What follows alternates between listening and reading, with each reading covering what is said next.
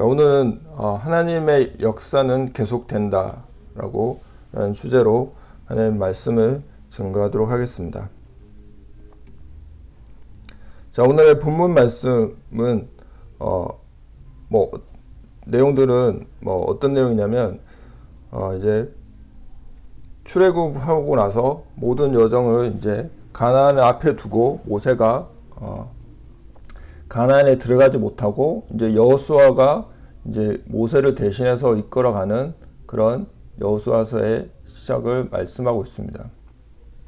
여기서 모세는 어떤 사람이었나요? 이스라엘 백성을 이끌고 애굽에 나와서 가나안 땅을 인도했던 사람이잖아요. 이렇게 말하면 성도분들이 그건 하나님이 하신 거지 모세가 한 것이 아니다라고 대부분 그렇게 생각을 하고 하시는 분들도 있습니다. 우리 시대는 성경을 읽을 수 있고 구약과 신약에서 있었던 일들을 우리는 알고 있으니까요. 당연히 모세가 한 것이 아니라 하나님이 모세를 통해서 하신 것이다 라고 말할 수 있습니다. 근데 지금의 문제는 무엇이냐면 바로 자신의 일들은 본인의 힘으로 된 것이다 라고 생각한다는 것입니다. 그게 문제라는 것이죠. 특히 교육자들이나 목회자들 또 성도 자신들이 개척해서 교회를 세우고 성도들을 모으고 이런 것들이 다 자신들이 했다는 것을 내가 했어, 그럼 내가 나야 이런 생각들을 가지고 있다는 것입니다. 근데 그 모든 출애굽의 모든 가정들의 모든 일정들이 가나안으로 들어가는 그 모든 일들에 하나님이 모든 것을 다 이끌어 가시고 모세를 통해서 그것을 이루어냈다는 거죠. 그것이 우리가 항상 이 간과하고 있는 것들이 있습니다. 바로 난데, 내가 했어, 이런 그런 모든 것들이 다 있다는 것입니다. 근데 하나님께서 뭐라고 말씀하십니까? 이 하나님의 명령을 잘 지켜라고 말씀하시고 있죠. 그래서 앞에도 말씀을 보지만 여기에 이제 내 종 모세가 죽었으니 너는 이 모든 백성과 더불어 일어나 이 요단을 건너 내가 그들 곧 이스라엘 자손에게 주는 그 땅으로 가라 라고 눈의 아들 여호수아에게 말씀하고 있다는 거죠. 이제 모세가 했던 모든 것들은 이제 가나안 들어가기 전에 거기서 모세의 모든 일들은 끝났다는 거죠. 그 다음에 다시 여호수아가 인계받아서 했다는 거죠. 근데 모세가 어떤 사람들은 또 모세가 함으로써 이제 모든 것은 이제 끝났다라고 하지만 그것이 아니라 모세를 대신해서 누군가는 또 한다는 거죠. 그것이 바로 여호수아가 눈의 아들 여호수아였다는 거죠. 그래서 하나님께서 항상 말씀 속에서 성경의 말씀 속에 하나님께서 항상 뭐라고 말씀하고 계시냐면 이 율법책을 내 입에서 떠나지 말게 하라. 주야로 그것을 묵상하여 그 안에 기록된 대로 다 지켜 행하라고 말씀하고 있습니다. 여러분 이 말씀들을 잘 지키고 계십니까? 하고 계신다면 잘하고 계시는 거죠. 칭찬해드려야죠. 칭찬합니다. 그렇게 하셔야 되고요.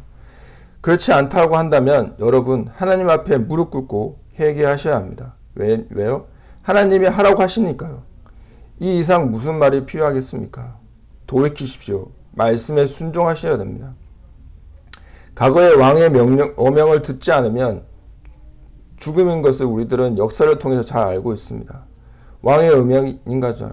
이 하나님의 말씀, 이 여호수아서에서 이 율법책을 내 입에 떠나지 말게 하고 주야로 그것을 묵상하고 그 안에 기록된 대로 다 지켜 행하라라고 말씀하고 계십니다. 그럼 우리는 그렇게 그 왕의 어명을 받들어야 된다는 거죠. 그래서 하나님의 명령을 지키면 어떻게 된다고 말씀하고 있습니까? 그 바로 밑에 내 길이 평탄하게 될 것이며 내가 형통하리라 라고 말씀하고 있습니다. 이것이 우리에게 주는 하나님의 그 모든 것들이 우리한테 오는 축복인 거죠. 하나님은 어떻게 보면 되게 이 하나님의 명령은 되게 단순합니다. 여기에 구체적으로 기록되어 있는 것처럼 이 율법책을 내 입에서 떠나지 말게 하며 주야로 그것을 묵상하여 그 안에 기록된 대로 다 지켜 행하라 라고 말씀한다는 거죠. 그것이 우리가 지켜야 될 거고 그걸 행해야 된다는 거죠. 그러니까 여기에 말씀을 듣고 내 입에서 항상 주야로 묵상하고 그 안에 기록된 대로 지켜 행하라. 행하라고 하거든요. 말씀을 묵상하고 말씀을 이해하고 그 다음에 그것을 지켜 행하라는 거죠. 그것이 우리가 해야 될 것이라는 겁니다. 그래서 이 8절에 있는 이 모든 것이 우리가 주님이 부르시는 그날까지 우리가 해야 되고 그렇게 됐을 때 어떻게 된다는 거 분명하게 말씀하고 있습니다. 근데 우리들은 어떻게 하고 있나요?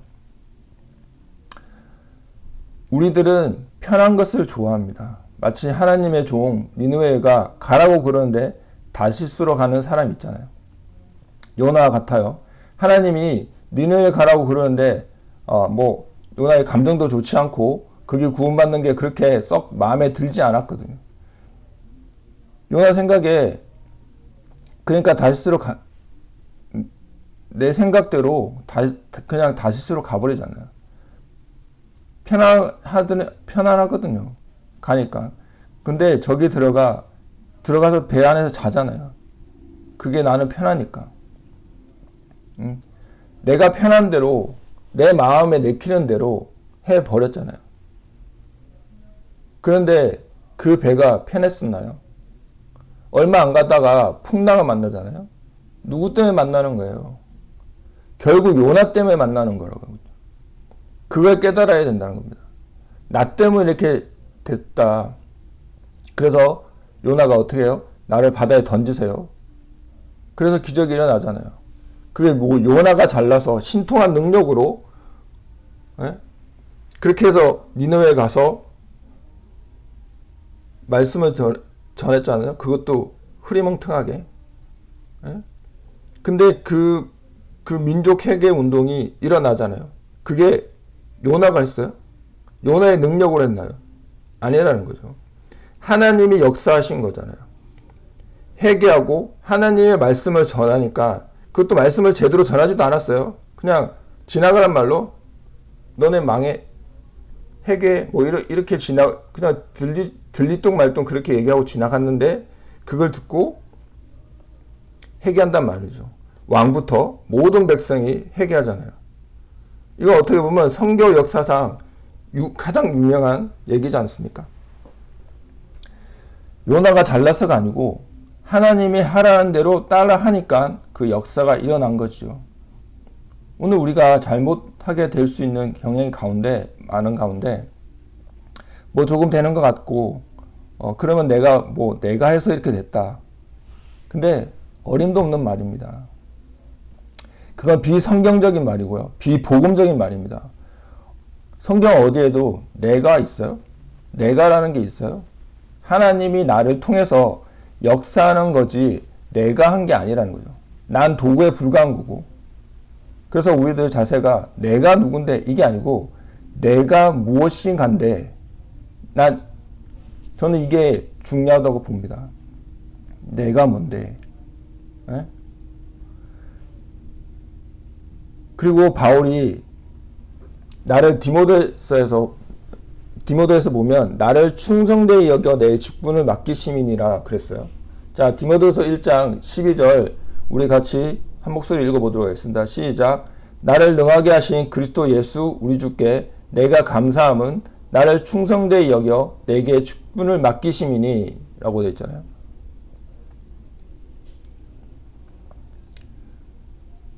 이 귀한 직분을 맡은 게 내가 잘나서 맡은 거예요? 아니잖아요. 하나님이 나를 충성되이 보셔서 나는 충성된 사람이 아니었는데 여겨준 거예요. 여겨준 거에 대한 감격이 우리에게 있어야 된다는 거죠. 근데 우리들은 자꾸 그런 시험에 들게 되는 거죠. 내가 이만큼 했는데 나를 이렇게 안 알아줘? 이런 우리들이 얼마나 많은지 아시잖아요. 이거 엄격한 의미에서 말하면 하나님의 종이 아니에요. 그러니까 대접받으려고 그러고 대접받으려고 하는 건 예수님의 정신이 아니라는 거죠. 예수님 우리가 따른다고 우리가 그리스도를 본받아 그러죠. 근데 예수님이 대접받으러 왔어요? 아니잖아요. 나는 섬기러 왔다. 제자들을 발을 닦아주고 너희도 내가 선생이지만 제자의 발을 닦은 것처럼 너희도 서로 발을 닦으라. 발 닦는 게 봉사하고 낮아지는 거 아닙니까? 근데 요새 우리가 그렇게 하나요? 오히려 앉아서 대접받으려 하고 그러지 않습니까? 특히 목사들은 그러면 안 되는 자리인 거죠. 내가 누군데가 아니고 내가 무엇인가인데 직분을 맡겨 주셨다는 거죠. 그것이 우리가 가져야 된다는 거죠. 근데 우리들은 어떻게 해요? 이거 러시아가 왜 공산주의가 됐어요? 그때 정교회 교회가 엄청 활발했던 러시아예요. 그러나 정교회 모든 교직자들이 정권 잡은 사람들하고 결탁을 해서 정권이 교권이자 같아졌어요. 그리고 세속적으로 되어버렸어요. 그러니까 막시즘이 생기게 된 거예요.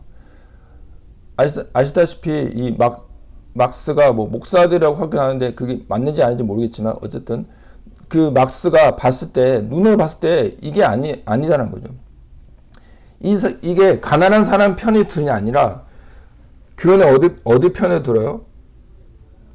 가난한 사람, 약한 사람 편이 돼야지 부자 편, 권력자 편이 되고 있었던 거죠.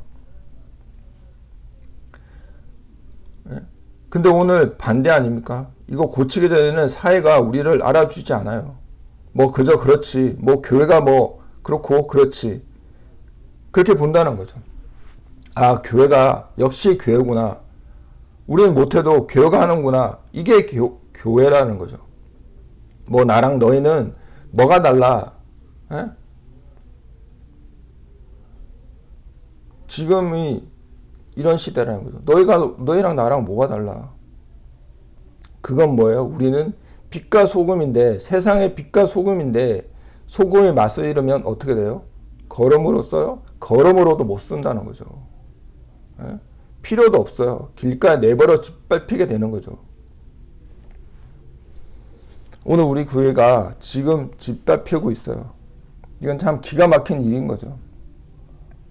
그래서 그리스도인만이라도 목회자만이라도 정신을 차린다면 그래서 일어나고 깨면 살 수 있어요. 목회자들이 정신 못 차리고 교인들이 정신 못 차리고 그러니까 교회가 중세교회처럼 돼버리고 중세교회가 작았어요. 교인이 없었어요. 재산이 없었어요. 능력이 없었어요. 능력 없는 교회는 없어지고 말아요. 그건 교회가 아니기 때문에. 예배당을 크게 지으면 뭐예요? 얼마 못 가요. 다 관광지 돼버려요. 유럽에 지금 그 컸던 교회들 다 어떻게 돼요? 관광지 돼버렸어요. 관광지로.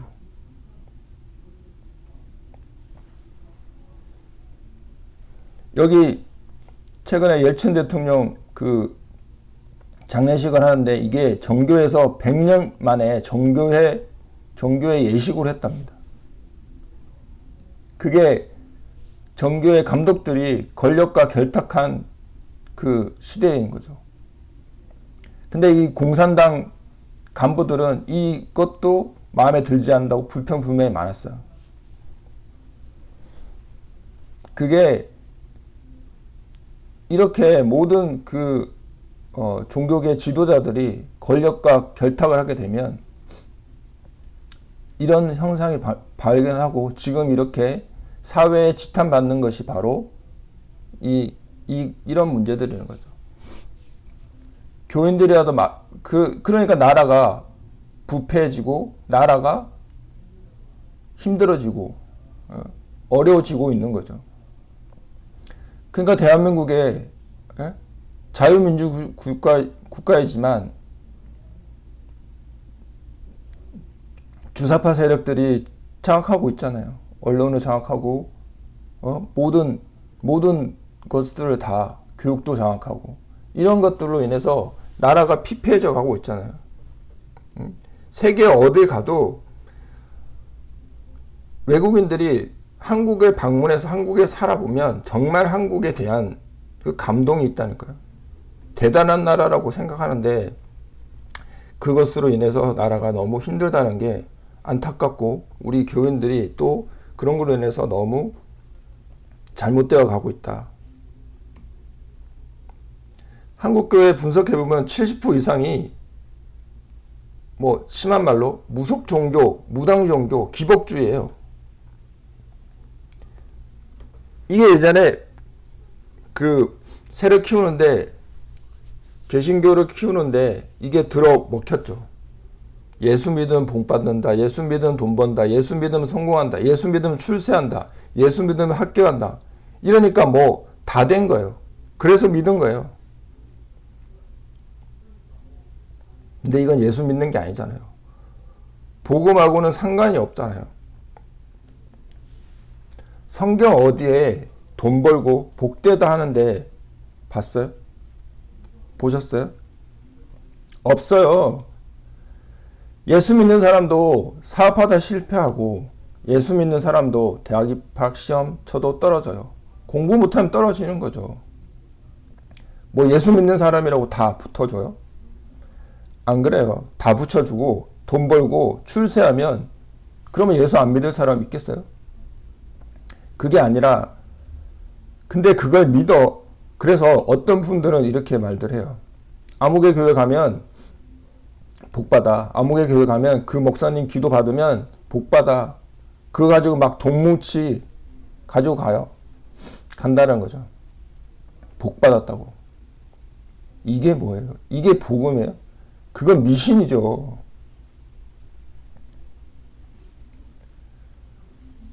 앞서 여호수아서 1장에 하나님의 명령을 지키면 어떻게 된다고 했어요? 기억하시나요?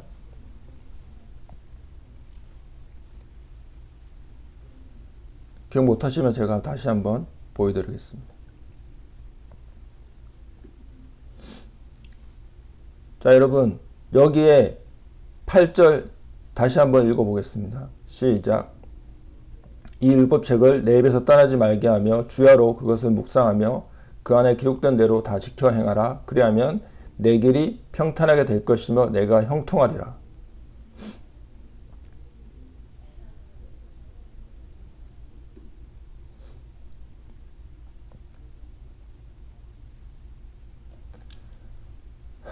이 기록된 대로 다 지켜 행하면 그럼 어떻게 돼요?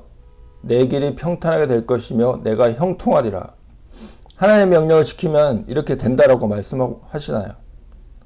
근데 무슨 목사가 기도를 받으면, 목사한테 기도를 받으면 복 받고 예수만 믿기만 하면 복 받는다라고 말하고 있습니까? 아니, 하나님의 명령도 안 지키는 사람들이 무슨 복을 받을 생각을 합니까? 하나님의 명령을 지키면 여호수아서에서 말씀하신 것처럼 되잖아요. 물론 쉽지 않죠. 그래도 해야죠. 실행하는 게 중요해요. 우리 거룩하고 성숙한 교회 성도들은 실행하는 분들이 되시기를 예수님의 이름으로 축복합니다.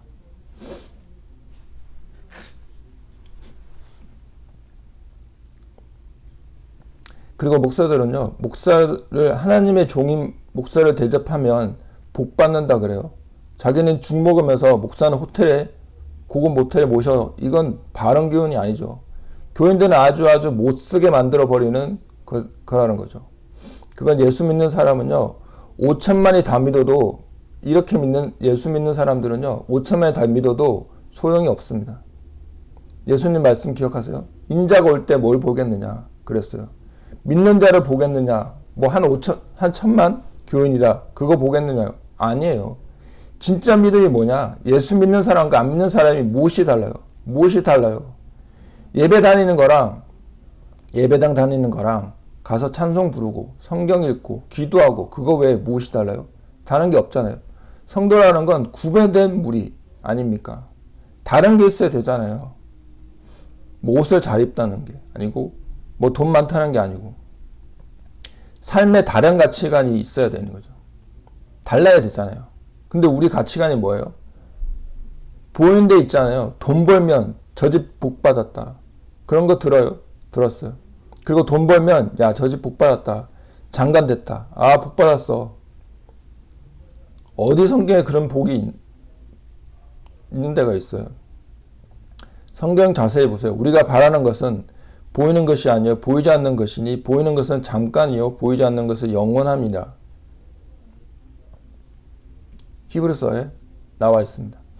자, 히브리서 11장 1절 같이 읽어보겠습니다. 시작. 믿음은 바라는 것들의 실상이요 보이지 않는 것들의 증거니.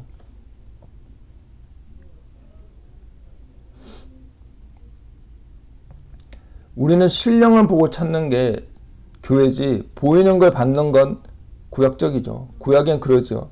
그게 뭐 콩밭에도 있고 복 받고 무슨 밭에도 복 받고 그런 게 그건 구약적인 거죠. 우린 신약에 있는 은혜의 시대인데 은혜의 시대는 신령한 거라는 거죠. 바울이 복 받은 사람이에요. 복 받지 못한 사람이에요. 여러분 어떻게 생각하세요? 바울이 복 받은 사람이에요? 복 받지 않은 사람이에요? 복 받은 사람이에요. 그 이상 복이 어디 있어요? 자, 15절 고린도전서 15절 9절 11절 같이 한 목소리 읽도록 하겠습니다. 나는 사도 중에 가장 작은 자라. 나는 하나님의 교회를 박해하였으므로 사도로 칭함 받기를 감당하지 못할 자니라. 그러나 내가 나된 것은 하나님의 은혜로 된 것이니 내게 주신 그 은혜가 헛되지 아니하여 내가 모든 사도보다 더 많이 수고하였으나 내가 한 것이 아니요 오직 나와 함께 하신 하나님의 은혜로라.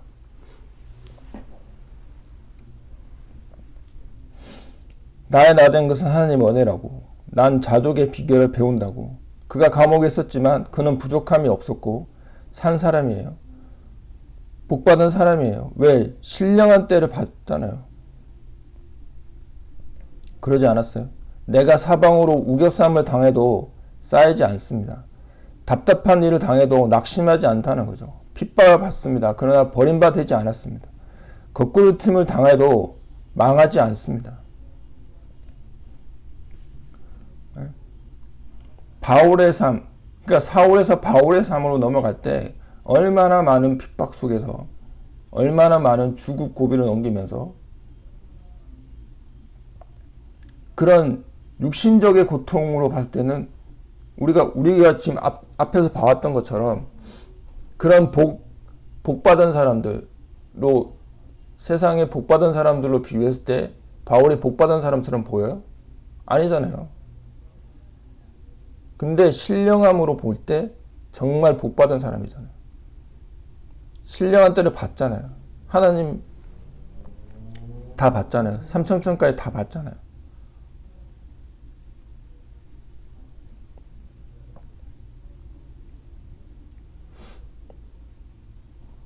그 까닭은 질그릇 같은 나에게 보배이신 예수 그리스도를 소유하고 있기 때문이라는 것이죠.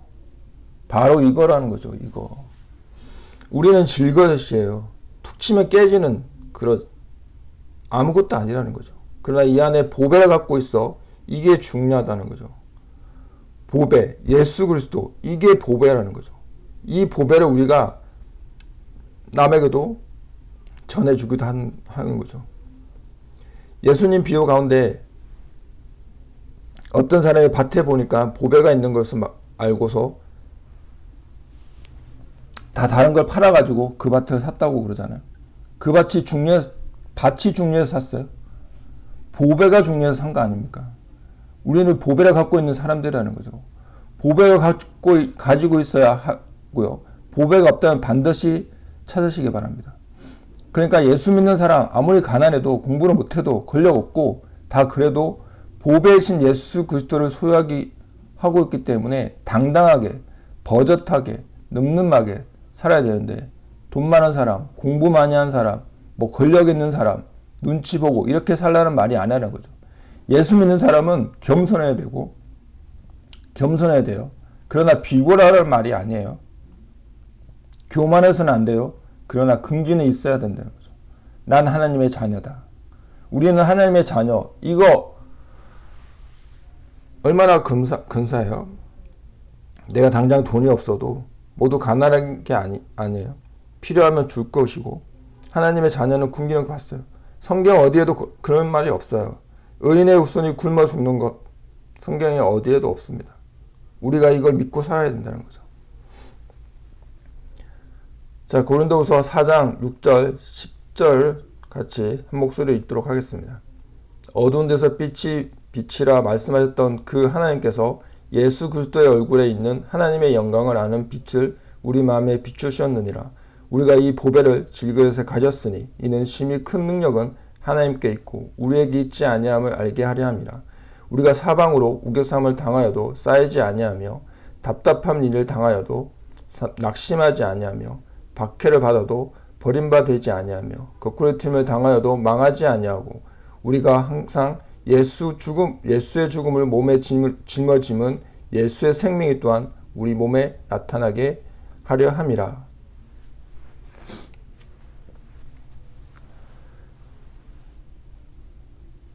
예수의 생명이 또한 우리 몸에 나타나게 하려 합니다. 우리는 정말 질그릇 같은 거죠. 그 질그릇을 우리가 그 안에 보배를 품고 있어야 되는 거죠. 그래서 우리가 언제 어느 때 깨질지라도 이 보배가 있으면 다시 그것이 힘을 내고 살아갈 수 있다는 거죠.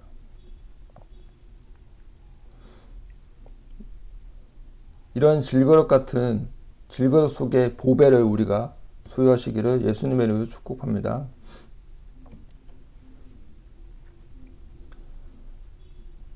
자, 여호와의 종 여호수아 24장 여호수아서 24장 29절에 이 일 후에 여호와의 종 눈의 아들 여호수아가 110세에 죽음에 이 여호와의 종 여호수아 도대체 이게 무슨 은혜입니까? 여호수아는 지금까지 어떻게 불리면서 달려왔습니까?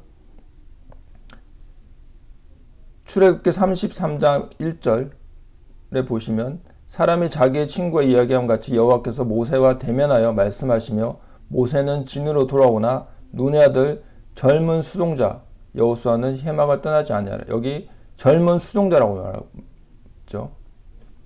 이렇게 표현하고 있습니다. 모세의 수종자였다는 거죠.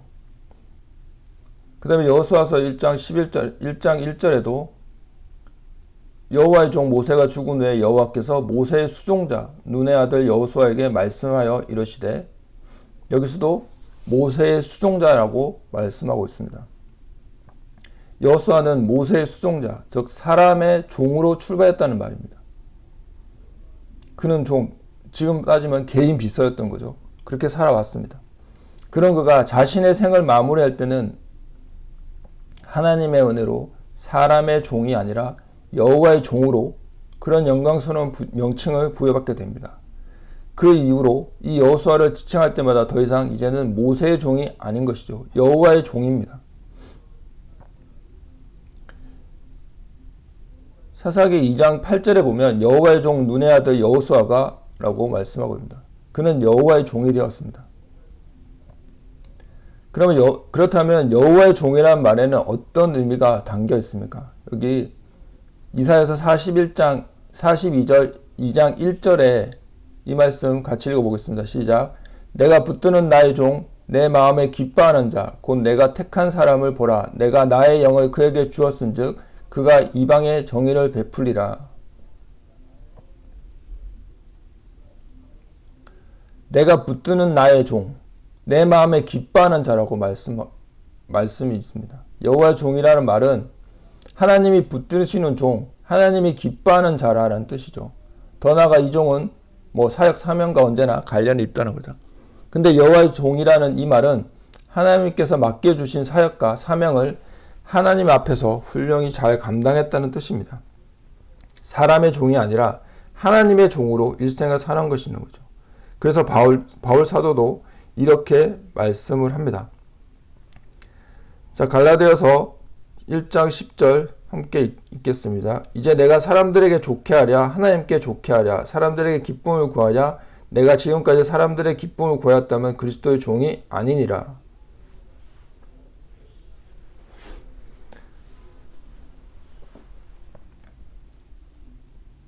바울 사도는 하나님의 종으로 일생을 살기를 원했습니다. 우리 이 시대에 살아가는 분들도 내가 사람들에게 좋게 하랴, 하나님께 좋게 하랴. 이건 분명히 해야 된다는 거죠. 내가 사무엘에 나오는 그 사울에 대해서 보면 사울은 사람의 좋게 하려고 사람의 눈치를 보고 사람의 뜻에 따라 살았던 왕이었잖아요.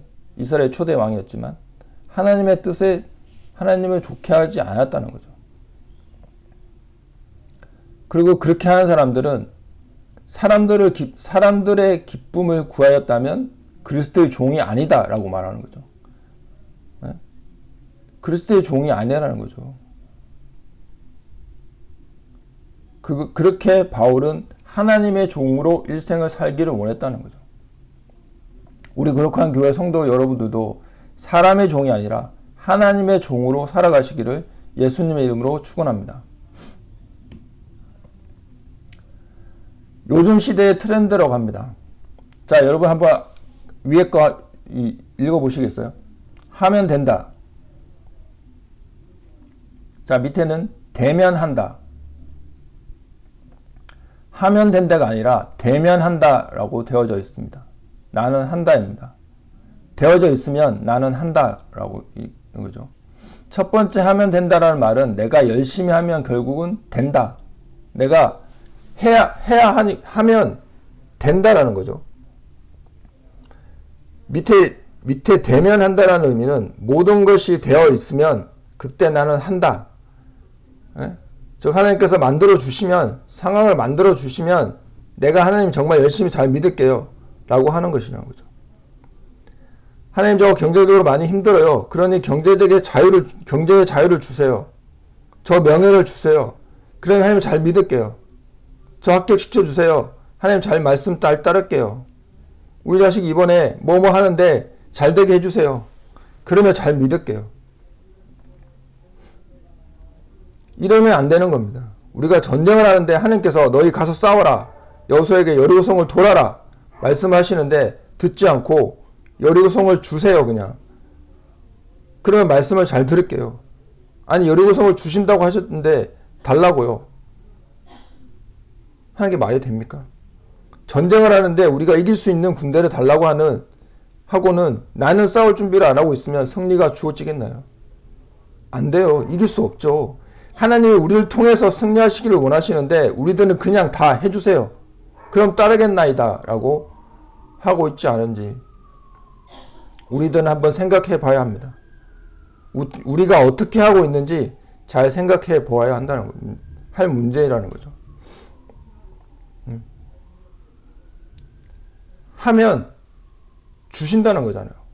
근데 요즘은 거꾸로 주시면 하겠다 이렇게 돼버린 거예요. 에? 그러니까 맨날 뭐 기도를 하는데 기도 응답을 못 받는다. 일단 주세요. 그럼 할게요. 이게 이렇게 돼버리니까 어떻게 보면 기도 응답이 안 받는 거죠. 없는 거죠. 여러분들이 왜 기도 응답을 못 받는지 한번 잘 곰곰이 생각해 보시기 바랍니다. 내가 무엇을 위해서 기도를 했는지 한번 생각해 볼 문제라고 생각합니다. 여러분 이분은 데이빗 윌킬슨 목사님의 마지막 한 가지 소원이라고 합니다. 그것은 사람들의 칭찬을 구하는 것도 아니고 그들의 감사에 기뻐하는 것도 아니고요. 안락한 삶을 구하는 것도 아니고 보장된 노후 설계를 원하는 것도 아닙니다. 이 한 가지에 비하면 제가 언급한 것들은 정말 아무것도 아닙니다. 예수님을 닮고 싶습니다. 예수님의 얼굴을 바라보고 예수님을 나타내고 싶습니다. 너희는 내 얼굴을 찾으라라고 하실 때 내 마음이 주께 말합니다. 여호와여 내가 주의 얼굴을 찾습니다. 제가 주님을 구합니다. 주님을 닮기를 원합니다.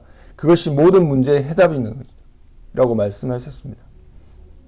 예수를 닮고 싶습니다. 예수 얼굴을 바라보고 예수님을 나타내고 싶다라고 이 마지막 한 가지 소원이었다는 거죠. 이것이. 우리도 이렇게 예수님을 닮아가고 예수님의 얼굴을 바라보고 예수님을 나타내고 싶어하는 그 간절한 마음이 우리 마음에 있기를 원합니다. 자, 행복은 큰 일이 한 번이 아니라 잦은 빈도수에 따라 달라진다고 합니다. 행복은 강도보다 빈도수가 중요하다고 말하고 있습니다. 앞에는 연세대 심리학자 교수 김경일 교수가 말한 거고요. 그다음 행복의 기원 저자 서은국 교수가 말한 겁니다. 여러분은 어떻게 생각하십니까? 한 번의 큰 일, 큰 행복이 행복이라고 하십니까? 아니면 잦은 빈도수에 따르는 건지, 강도인지 빈도인지, 빈도수인지 한번 생각해 보시기 바랍니다. 자, 그러면 성경을 한 번에 몰아서 보는 것, 아니면 자주 보는 것, 어떤 게 더 나을까요? 그러면 예수 그리스도를 크게 한 번 만나는 것, 아니면 자주 만나는 것. 자, 한 번만 보거나 만난다는 것은 그 위에 보지 않고 아니면 간헐적으로 생각날 때 보는 거 있고, 크게 만나는 것은 역시 그 만남 이외에 더 이상 만남이 없을 수도 있다는 거죠. 성경을 한 번에 막 몰아서 보고 볼 수 있죠. 또 성경을 봐야 되죠. 근데 그렇게 한번 확 몰아보고 거의 더 이상 성경을 보지 않는다면 그 몰아봤던 그 모든 것들이 의미가 퇴색되겠죠. 근데 자주 계속 본다면, 그 말씀을 계속 묵상하면 이 성경의 말씀은 내가 처음 볼 때랑 첫 번째 볼 때랑 두 번째 볼 때랑 세 번째, 네 번째 이렇게 횟수가 늘어나면 그 내용들이 달라져요. 내가 처음 읽었던 그때 그 의미들. 근데 두 번째 의미는 또 달라요. 세 번째는 또 다르고, 네 번째는 또 다르고, 그렇다는 거죠. 근데 예수님도 우리가 한 번 딱 만나고 더 이상 안 만나면 우리의 삶이 어떤 것을 목표로 할 수 있을까요? 네? 행복은 아까 말하는 것처럼 행복은 큰일 한 번이 아니라 잦은 빈도수에 따라서 행복이 달라진다는 거죠. 강도보다는 빈도수가 중요하다. 우리도 말씀을 읽는데 강도보다 빈도수를 더 중요하다는 거죠. 우리 그런 말 이게 맞는지 모르겠지만 가랑비에 옷 젖는다 말처럼 계속 빈도수로 계속 우리가 예수님을 계속 만나려고 하고 만나보고 하고 닮아가려고 하고 계속 이렇게 빈도수가 높아가면 결국은 그 앞에서 말한 행복의 강도가 보다는 빈도수가 더 행복하다는 것처럼 우리도 이 말씀의 기쁨, 예수님 만나는 그 기쁨, 그 무엇과도 바꿀 수 없는 그 우리의 보배를 찾을 수 있는, 보배를 간직할 수 있는 다는 거죠. 그것이 우리가 해야 된다는 거죠.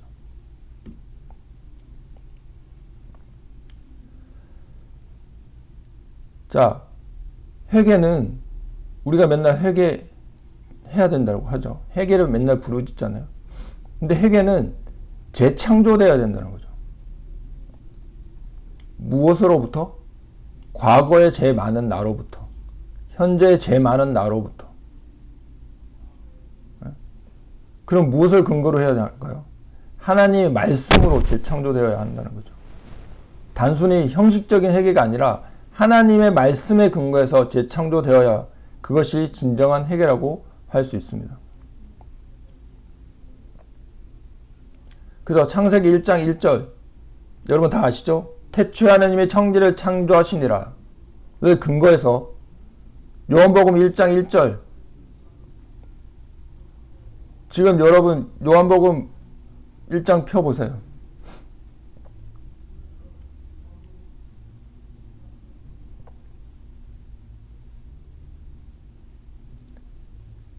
이제 계속 제가 강조 말씀드렸지만 항상 말씀을 들을 때, 예배를 드릴 때 이 종의 성경으로 여러분들 들고 오셔서 같이 성경을 놓고 말씀과 비교하시기 바랍니다.